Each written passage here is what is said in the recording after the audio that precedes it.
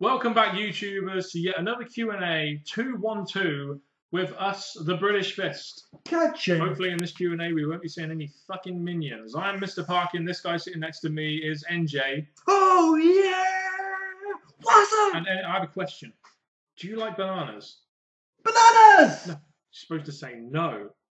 No, I don't like bananas. No, I don't like bananas. Good, because I fucking don't want these minions going in like the Western Terminator NJ. Anyway, if you have any questions for us, please put them in the comment section below. Like I said last week, we have a ton of questions, and we thank you so much for that. We're going to try and get through them as quickly as we can. I'm sorry, I don't think we have enough questions. So people watching this video, newcomers, oldcomers, please continue to send in more, as many as you can, each and every week when we produce these videos for you in the comment section below. You can't argue with a minion.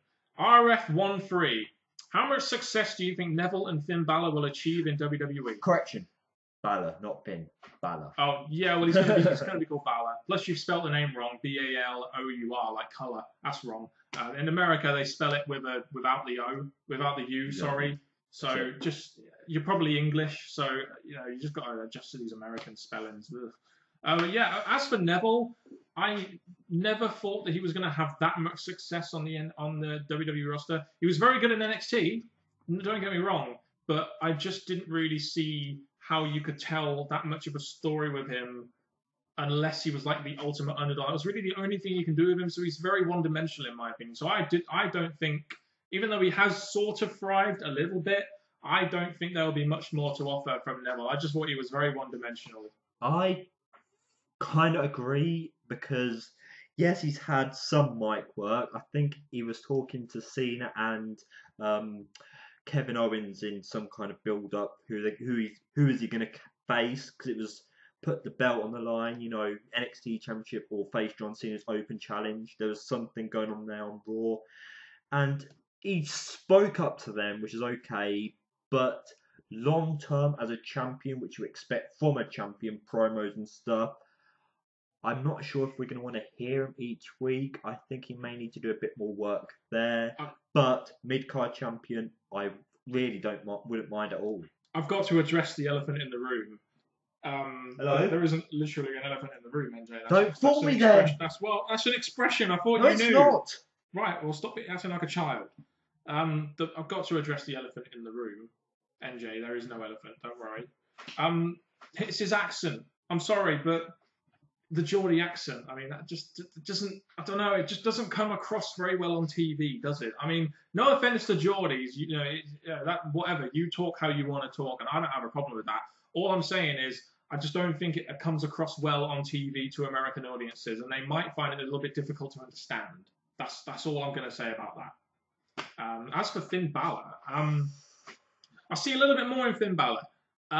He has a good entrance.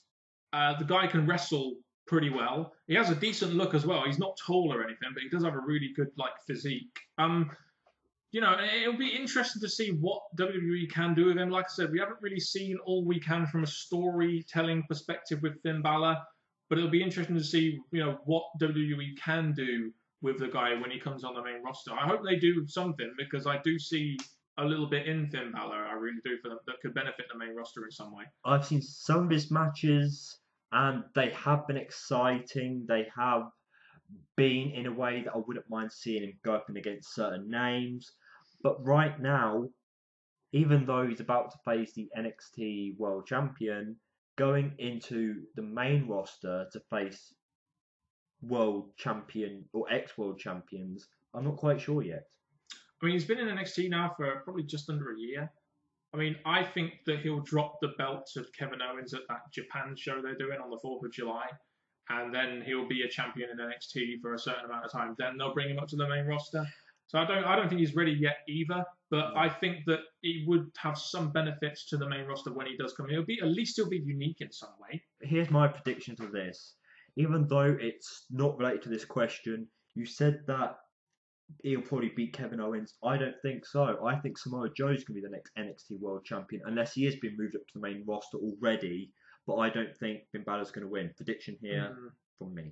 I do think Finn Balor is going to win the belt, only because Kevin Owens is now on the main roster. Well, that's not Joe. So, no, I don't think Joe will win it. I don't think he'll be NXT champion. But, I mean, if Joe becomes NXT champion, then I suppose I'll admit that I'm wrong on the Q&A. And if Finn Balor becomes the next NXT champion, then you'll do the manly thing and admit that you're wrong on the Q&A. It's not very often we get into little spats like this. But then again, you know, we are in the late 20s, but really inside we're still about 12 years old. Yeah, that's why you keep saying bananas. Type 1. Hello. How would you book these fantasy matches at a WrestleMania event, and who would you have go over? Ooh. This is for you. Okay. Undertaker versus Sting in an Undertaker last match storyline. Last match. Pretty much writes itself, doesn't it? I think, as it's to me, I think my answer right here would be The Undertaker. Yes. Even though Sting's lost to Triple H and Sting losing another big match is like, okay, what has Sting actually done? I think with The Undertaker being an original WWE name, with it being his last match, and with the WWE wanting to put over their guy for the last time, and the legacy of Undertaker to be spot on against another big icon. Yeah. And I think it's going to be one of Sting's last matches anyway as well. So I think it would be more beneficial to WWE if they have Undertaker go over. I think Sting is a bit less important in this feud to The Undertaker. It's a match you've all dreamed about somewhat due to the similarity in characters back in their heyday. I mean, I'd have Undertaker go over as well. This one's for me. Cena versus Undertaker in a WWE Championship belt storyline, and John Cena is the WWE Champion. I wouldn't book that if John Cena was the WWE Champion. If John Cena wasn't the WWE Champion, I would. However, I think that John Cena being the top guy in the company is, I mean, after Brock Lesnar did it, obviously it would be a little bit less impactful. But let's say this streak hadn't ended. I think John Cena would be one of those guys that people would actually see as a threat to the streak. I know you don't like that, but the way the guy's been booked, the way the guy's been portrayed over these last 10 or so years, I'm sure a lot of people would buy that he could end the streak. And that would add a little bit of intrigue, in my opinion, to the match if the streak was intact. But now, I wouldn't do it because, firstly, I don't really see the point. What's Cena got to prove against Undertaker now he's aging? And I wouldn't want Undertaker going up against Cena as a WWE champion, personally. Now, as you did with me, my quick thought about this: Cena's the champion going against the Undertaker at WrestleMania. As it's still not against Sting, if Cena comes before Sting, I'd have the Undertaker defeat John Cena, become the champion, maybe then build up to a match. Yeah, he would have lost the championship within that year, but then the next Mania after, face Sting. What do you think about Seth Rollins' championship run so far? Go on. To begin with, I felt that the WWE were booking him as a good heel. Like, he didn't run away as much. He was on the mic a lot. He had the authority backing him up. And then suddenly, as his championship reign went on, they brought in the running away, not so brave Seth Rollins. And then they brought back the brave Seth Rollins that can survive on his own. So he's had a bit of a hit and miss time as a world champion, but I think giving him the championship was a good idea. Yeah, how memorable do you reckon this championship run will be? I don't think it would be that memorable. I don't really remember much about it. The fact that it's possibly finishing with a build-up Brock Lesnar and whoever, if he beats Brock, the next champion afterwards, I think there's some moments with him being world champion that will be remembered, but possibly not enough. What are your top 5 holy shit moments in wrestling? I just want to bring up one holy shit moment because I specifically remember watching an event with you and saying holy shit.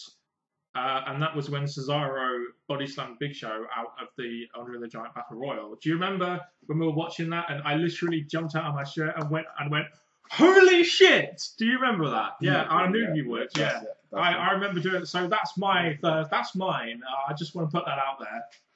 I mean, you've also got, remember when Stone Cold Steve Austin dropped Triple H from in that car at Survivor Series 2000? That was a bit of a holy shit moment. Triple H even said, holy shit! in all time, there should be a load, but obviously on the spot here, which is what we've asked for, these kind of questions.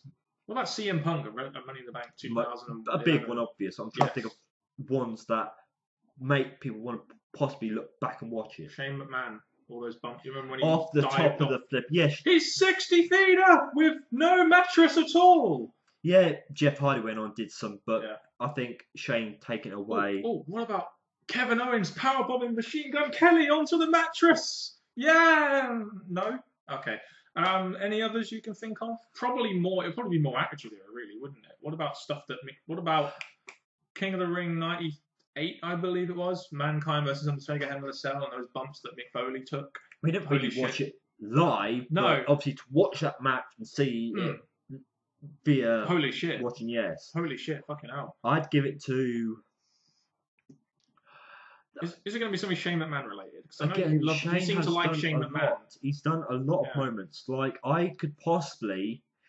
No, Jeff Hardy, when he was in the WWE, not TNA, went to the top of the high freaking ladder, one of the real extra tall ones, and did a swanton down. I think he was in a tag match against the Dudleys. He landed on his ass. Yeah. I remember at Royal Rumble 2000, one of the first events I taped and watched. It was the Hardy Boys versus the Dudley Boys in the tables match, and I think it was in Madison Square Gardens. They had 4 tables set up in the crowd area, and they had Devon on the table. No, sorry, there was 2 moments there that Bubba Ray Dudley had fallen off the arena like onto 4 tables, and then Jeff Hardy did a swanton bomb off that arena bit onto Devon through the table to win the match. That was a holy shit moment. There are loads. Please put yours in the comment section below. I'm sure there are loads we are missing, so please let us know yours. MM MM. Yeah, that's the name. What do you guys think of Cena's new Springboard Stunner? I mean, I've only ever seen it once, and I think that was at WrestleMania against Rusev. It seems quite sloppy, but at the same time, at least it's something new. At least it's something slightly innovative, even though Austin doesn't seem to like it, because he said that he hasn't. What's the point of doing it when you can't win with it? What do you think? I can't believe I'm going to do this. With John Cena having the moves that Doom, I think bringing in new moves that happen not out of nowhere, but could bring some excitement to his matches. I'm going to give him credit for it, because it is a nice move for John Cena to bring in his matches and to possibly look good doing it. Yeah, move on quickly. Next question. Did you just give John Cena credit? You just give John Cena credit. I'm sorry. My pacemaker is acting up because of that. You just gave John Cena credit. Yeah. That's personal growth. That is, NJ. That is personal growth. Yeah, that shows you're growing up just a little bit. You've gone from 12 to 13. Let's go to the next question. All right. This is a good one. Also, are false finishes ruining matches? Like, it used to be a big deal when guys kicked out of finishes, but now it's like, meh, someone kicked out of the AA. Yeah, I do. Do you remember The Rock versus John Cena at WrestleMania 28? I know you do, MJ, because you seem to love those matches. No, it might have been at WrestleMania 29, actually. That's better. And then you had AA reversed into a rock bottom, reversed into an AA, and then they were kicking out of everything. And at that point, you were just like, well, this, what's the point? How is there going to be a believable finish to this match? Also, when we watched ROH, suplex to the outside, onto the barrier, elbow drop from the outside through a table, puts him through the barrier, puts him in the ring, should be a 3 count, 2. False finishes do ruin matches, because how can you build up to a finish that's believable when you're doing that? One of the best examples of a finish, in my opinion, I remember when Shawn Michaels was facing Vince McMahon. I think it was at WrestleMania 22, I believe. And he put him on a table. He put Vince McMahon on the table, and then he went up the ladder. And all he did was put a trash can on his head, and then put more stuff on him, and put more stuff on him. And the point of that is, you didn't have to do 5 finishes to get to that point. That's how you use psychology and things like that to build up to a believable finish. Am I not right? Very correct. And I'm going to get hated from the next point. One of the finishes recently that really didn't excite me to that much, and I'm sure you're going to explain this in the way that you want to. Seth Rollins versus Dean Ambrose. The match had a lot going for it. The finish, Seth Rollins built up nicely, put him down, him against guardrails. Dean was down. That was meant to be his finish. And he got straight back up. And then Dean got into the ring, managed to climb up. He didn't stumble like, oh, I'm getting there slowly. No. There's one there. I'd say there's been a few between John Cena and Randy Orton. They've had some ongoing matches which, he kicked out. Kicked out. It's only sometimes when, like, you have to hit 2 AAs. Like, the last ride's been, Tombstone's been done, but someone's kicked out of that. There's times and a place where it's acceptable, but when it gets used in the examples we've done, it doesn't come across as right. When you're telling the right story, like Undertaker's streak against Shawn Michaels' career, that's when these false finishes work. Because there's so much on the line that they will kick out of this kind of thing. Austin versus Rock. Kicked out of the rock bottom, kicked out of the stunner so many times because they were the 2 biggest guys in the company in the main event at the biggest show of the year, WrestleMania. Going at it for the WWE Championship. That was fine. When Rock and fucking Cena were doing it, there wasn't really enough story there. There wasn't really enough there, in my opinion, to make that viable. The second time, That's why I'm of the component that, you can do one finisher to end the match. This is one of the things I liked about NXT. One finisher used to just end the match and win. So the finisher was made to look better because of it. But now you get all these matches where, even on Raw, they're kicking out of multiple finishers. And it's like, do you remember Kurt Angle's ankle lock? And he used to have to do it about 5 times in order for them to actually tap out of it. And it's just kind of, what was the point in doing an ankle lock? That's why I think this question is important. I really do think it ruins some matches. I really do. I think it takes away the predictability to some matches. That goes back to when it's accepted. But I think when the finisher or finishers are hit, finish. And I think after a while, people just become desensitized to it. So they just think, it's like, how many times have we watched a match and it's been, John Cena with the and we've, he's kicking out. Or Undertaker with a tombstone, he's kicking out. It's kind of obvious now. Or in ROH, suplex to frog splash to elbow drop through the table, through the firing table. Then I'm going to suplex him to the outside onto the guardrail, and I'm going to throw a member of the crowd at him, kick him in the ghoulies, do a double suplex onto the ring apron, put him back in the ring, do a somersault on him, onto a guardrail, hit him with a chair 10 times, 2 count. Sounds really about right, Yes. It does. So all those people that said Final Battle 2010 was a great show because of Tyler Black versus Davey Richards, fuck you. That's all I can say. Paul Erickson Alejandrino, what is your reaction on WWE banning the curb stomp? Good question. The whole reason why the ban of the curb stomp was brought in was because I think WWE was scared that people were going to do the curb stomp at home as a wrestling move. But to be honest with you, how many other wrestling moves are dangerous? A suplex is dangerous. A DDT can be dangerous. A pile driver used to be dangerous. A swanton bomb could be dangerous. What's the fucking difference? It's because of this. I know why it is. It's because of this concussion thing they brought into American football. And now I think WWE are being more severe on concussions. And they feel that this move could cause concussions. That's what, I mean, you say your bit. Okay, I think that is the biggest point, that any move could be done at home. Yes, they have that message, don't try this at home. But we're gonna ignore that fact.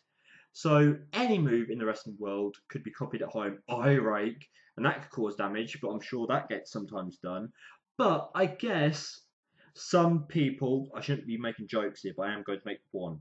I guess some people might see someone crawling across the ground and go, I'm going to stamp on his head. A homeless guy. Yeah, why not? Yeah, bait. No, not going that far, baby. No, we're not going that far. Your name isn't Frankie Boyle, I'm just saying. So I really felt questioned by the WWE's banning of the curb stomp. I mean, it was a good finisher for Seth Rollins. I mean, you had to be crawling and it was a bit unusual, but it ended up being a pretty effective finisher for Seth Rollins. So, last point before we go to the next question quickly. So, a curb stomp can be banned I know it's not been done for a while, but a punch not. Apparently, if you're WWE, yeah, that doesn't cause a concussion. Apparently, when you No, it kick doesn't. someone in the fucking head. It's just as stupid as the hypocrisy of the WWE. Last two questions. Go. Robert Hernandez. Who would you bring into the main roster from NXT this year? Well, when you asked this question, I don't think Kevin Owens would have been on the main roster. I'd have said Kevin Owens. I think Finn Balor's another one. Charlotte. I know you're not a massive fan of the Divas division, but I still think bringing Charlotte through. She's not on NXT much right now. You may as well bring her to the main roster. I think they're the main ones. I mean, I think Sami Zayn could at some point, but I don't know whether WWE would have that much invested in the guy really to make it as a star on the main roster. But he could be brought in. They're the main ones, I think.